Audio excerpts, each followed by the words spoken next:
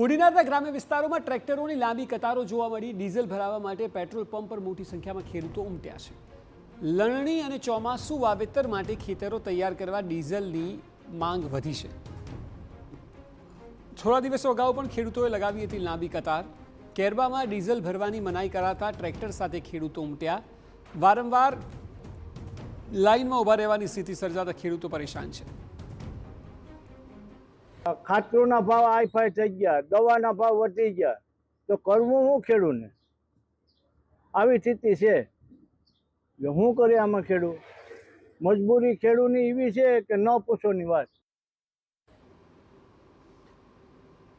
મહત્વનું છે કે ખેતી કરવા માટે ડીઝલની તાતી જરૂરિયાત પડતી હોય છે, ત્યારે ખેડૂતો ડીઝલ મેળવવા માટે કલાકોના કલાકો લાઇનમાં ઊભા રહેવા મજબૂર બન્યા છે।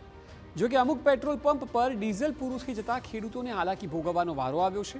અને જો ડીઝલ મળી પણ રહે તો પણ તે પૂરતા પ્રમાણમાં નથી મળતું તેવું ખેડૂતો કહી રહ્યા છે। ખાતર, જંતુનાશક દવા અને હવે ડીઝલ માટે પણ લાઇનમાં ઊભા રહેવાનો વારો આવતા ખેડૂતોમાં નારાજગી છે। લાવવા કરતી એક છોકરો હજી વધારાનો બનાવીએ થાય। આમાં લાઈનમાં કાયમી માટે દેવું પડે। કાગળિયા એક કાગળિયામાં હોય, એક ડીઝલમાં, એક ખાતરમાં રહે, તો માણસો વગરનું કરવું અમારે। પરિસ્થિતિ બહુ ખરાબ છે ખેડૂતની।